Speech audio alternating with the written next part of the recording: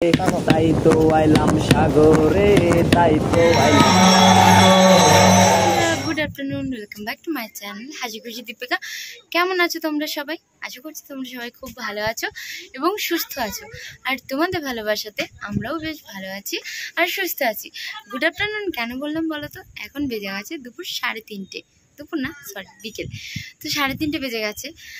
আমরা এতক্ষণ বসে বসে সবাই মিলে অনেক আলোচনা করলাম যে আমরা একটা জায়গায় ঘুরতে যাব।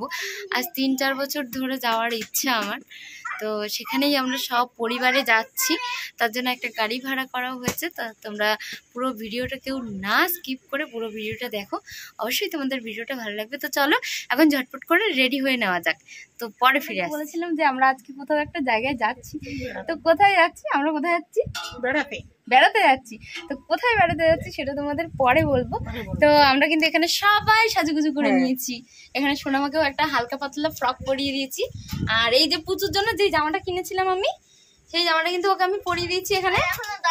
আর ওইদিকে দেখো আমার মা রেডি হয়ে গেছে। তো সবাই টোটোতে উঠবে যখন, তারপরে সবাইকে দেখাবো, ঠিক আছে? জীবনে প্রথমবার বাড়ির সবার সাথে ঘুরতে যাচ্ছি। আর আমার বিয়ের এতগুলো বছর পরে দেখো সবাই মিলে যাচ্ছি, একটা টোটো পুরো আমাদের। তো কোথাও যাচ্ছি একসাথে সবাই মিলে ঘুরতে, ভীষণ ভালো লাগছে। এই হচ্ছে বড় কথা। তো দেখা যাক, যেখানে যাচ্ছি সেখানে আমি কখনো যাইনি, আর মা বাবাও গেছে কিনা আমি জানি না। কোথায় যাচ্ছি তোমাদেরকেও দেখাচ্ছি আর আমরাও দেখবো, ঠিক আছে?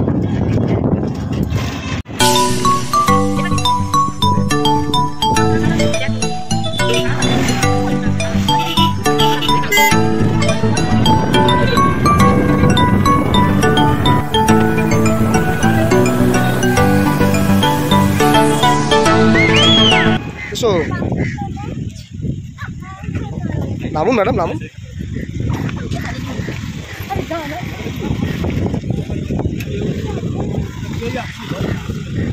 তো ফাইনালি অনেক দিন পর কিন্তু আমরা একটুখানি ঘুরতে এসেছি।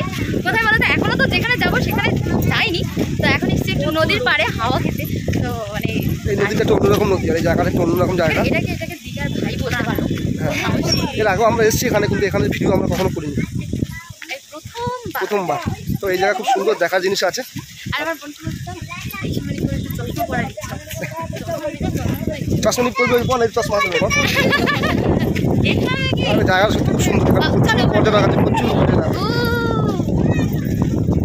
আর তোমাদের একটা ভালো জিনিস দেখাচ্ছি, দেখো হচ্ছে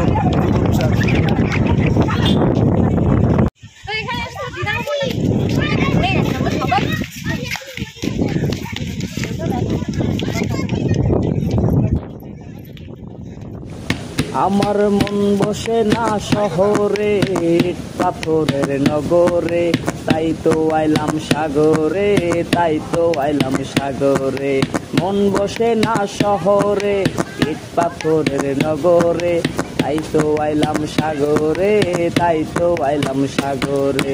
এই সাগর পারে আইসাই আমার মাতাল মাতাল লাগে, এই রূপ দেখিয়া মন পিঞ্জরায় সুখের পঙ্খী ডাকে।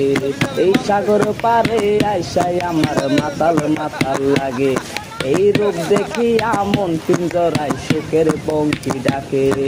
পারতাম যদি থাইকা যাইতে এই সাগরের পারে, ঝিনুক মালা গাইতা কাটাই দিতাম জীবনটারে।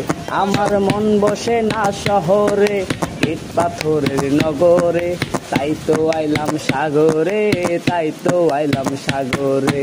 মন বসে না শহরে, ইট পাথরের নগরে, তাই তো আইলাম সাগরে, তাই তো আইলাম সাগরে। এই নীল জলেতে ভাসাই। এখানে ঘোরাঘুরি করলাম।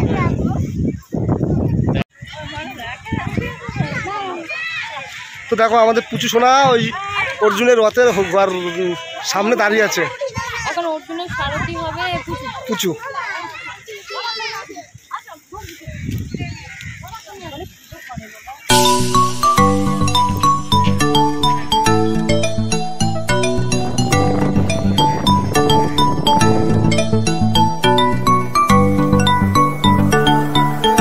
নদীর এই সাইডটা ঘোরাঘুরি করলাম, অনেকক্ষণ ছবি তুললাম, ভিডিও করলাম। তো আমরা এখন মেইন জায়গায় যাবো, যে জায়গায় আসার জন্য আমরা অনেক ছটফট করছিলাম, আসার উদ্দেশ্য যে কারণে। তো হ্যাঁ, সেখানে এখন আমরা যাচ্ছি। তো এখানটা আমাদের ঘোরা শেষ, আর অনেক কিছু যতটা পাচ্ছি তোমাদের দেখিয়েছি, আরও ভালো ভালো জিনিস দেখাবো। তো চলো সঙ্গে থাকো, দেখতে থাকো, আশা করছি তোমাদের ভালো লাগবে। তো দেখো বন্ধুরা, এখানে চেপে চেপে চেপে আলু ভর্তা করা হচ্ছে, আর জীবিকার অবস্থা খুবই খারাপ করে দেওয়া হচ্ছে। আমরা নাকি প্ল্যান করে নাকি ওকে চেপে নাকি আলু ভর্তা বানাচ্ছি। কিন্তু বাবা তখন ঠিক মতো বসতে পারেনি, যার জন্য বাবার এরকম সমস্যা হচ্ছে। কিছু বলতেও পারেনি। আমার বাচ্চাগুলো বুঝতে পারছে না আমি কি করে বলবো। সাপুরে বিন বাজে। কোথায় সাপুরে? কোথায়? দিকে বিন বাজে। তো আমরা টিম বাহিনী রওনা দিলাম সেই স্থানের উদ্দেশ্যে। তো সেখানে যাবো। আকাশটা মেঘলা, যার কারণে একটু অন্ধকার হয়ে গেছে না, বেলা কিন্তু বেশি হয়নি।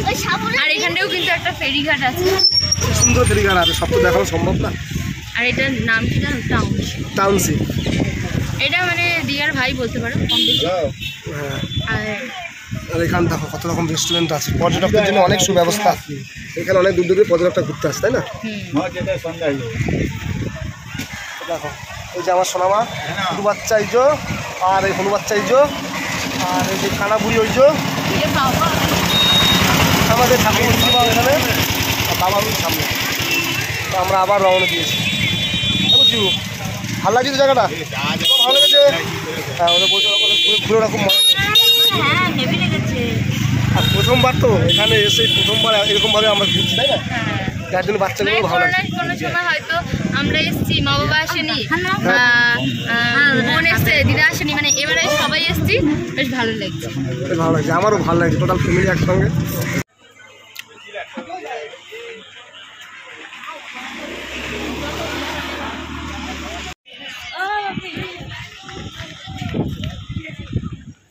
যেই কারণে এতগুলো বছর অপেক্ষা করেছিলাম মন্দিরটা দেখার জন্য, অনেক মনটা আনচান করছিল কবে মন্দিরটা দেখবো। তো ফাইনালি আজকে সেই দেখার সুযোগটা হয়েছে। চলো তোমাদেরকেও দেখি আর আমিও দেখি। তো বন্ধুরা, আমরা সরাসরি চলে এসেছি হলদিয়া ইস্কন মন্দিরে। তো এটা বিশাল বড় একটা মন্দির, আর এই মন্দিরটা দেখার জন্য আমরা অনেক ছটফট করছিলাম বাড়ি থেকে, আর দীপিকাও অনেক ছটফট করছিল। তো চলো আমরা এখন সোজা ভিতরে যাব। আর এটা এই হলদিয়া সব থেকে নাম করা মন্দির, আর রথযাত্রার সময় এখানে বিশাল বড় রথ হয়, যেটা দেখার মতো। দেখো ভিতরে কত ভক্তবিন্দুরা আগে থেকে এসে হাজির হয়েছে।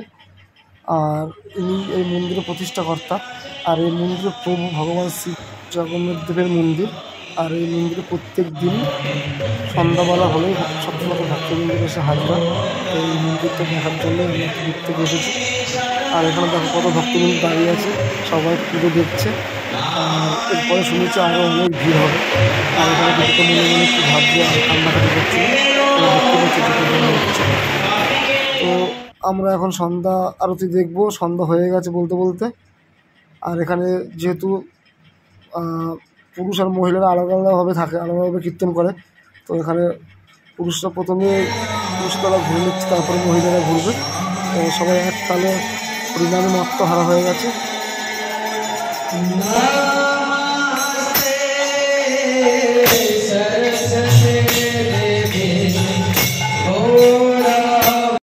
আর আমরা এখন যেখানে দাঁড়িয়েছি এটা হচ্ছে ভগবানের নানা রকম বই পুস্তক এখানে পাওয়া যায়। এখানে অনেক ধরনের বই আমি দেখলাম নিজের চোখেই, গীতা থেকে শুরু করে অনেক রকমের বই আছে এখানে। এগুলো এখান থেকে কিনে নিতে হয়। ভগবান শ্রীকৃষ্ণের গীতা থেকে শুরু করে অনেক ধরনের বই আছে। চলো আমরা এখন বাইরে চলে এসেছি, আর বাইরের পরিবেশটা দেখবো।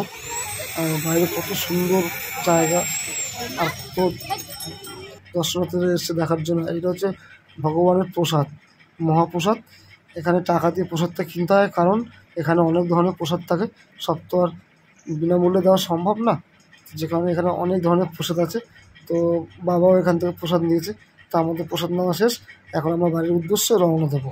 তো ফাইনালি আমরা বাড়িতে চলে এসেছি, আর অনেক দিনের আমার মনের ইচ্ছেটা পূরণ হয়েছে। আর সবাইকে নিয়ে যে মনের ইচ্ছে পূরণ করতে পেরেছি, এটা সবথেকে বড় পাওয়া। মা গেছিল, মাও ফার্স্ট টাইম। হ্যাঁ, মা ফার্স্ট টাইম, আমার বোন ফার্স্ট টাইম, আমি ফার্স্ট টাইম, আমার বর। কিন্তু আমার বাবা আর আমার দিদা এরা দুজনে আগে একবার ইস্কন মন্দির গেছিল। তো আমাদের কাছে খুবই তো ভালো লেগেছে। আমি ওখানে বসেও একটুখানি মনের আনন্দে কীর্তন করে নিয়েছি, সত্যি খুবই ভালো লাগছে। আর দু চোখ থেকে জলও ঝরিয়েছি, তোমরা দেখেছো। আর সত্যি কথা বলতে কি, টাকা দিয়ে সব জিনিস পাওয়া যায় না। মনে যখন অসন্তুষ্ট, দুঃখ, কষ্ট যখন হয় না, তার প্রত্যেকটা মানুষের উচিত একটা ধর্মস্থানে গিয়ে বসে ঠাকুরের সঙ্গে আলাপ আলোচনা করা। মন ঠান্ডা হয়, মাথাও ঠিক হয়। তা এই হচ্ছে সব থেকে বড় পাওয়া, ঠিক আছে। তা আমরা তো অনেকটা আনন্দিত, সত্যি কথাই অনেকটা আনন্দিত। এর থেকে বেশি কিছু বলার মতো আমাদের নেই। যতটা পেরেছি ভিডিওর মাধ্যমে তোমাদের দেখানোর চেষ্টা আর করেছি। এখন আমরা সবাই বাড়িতে চলে এসেছি। তো ভিডিওটা কেমন লাগলো কমেন্ট করে জানিয়ে, যদি ভিডিওটা ভালো লাগে তাহলে একটা লাইক করো, কমেন্ট করো আর শেয়ার করো। আর অবশ্যই আমার চ্যানেলটাকে সাবস্ক্রাইব করে নিয়ে নোটিফিকেশনটাকে অবশ্যই অল করে রেখো। তো চলো, তোমরা সবাই সুস্থ থেকো, ভালো থেকো, আর ভগবানের আশীর্বাদ দিয়ে তোমরা সবাই ভালো থেকো। সবাই একবার বলো জয় জয় শ্রীকৃষ্ণ জগন্নাথ, জয় জয়। চলো টাটা। টাটা।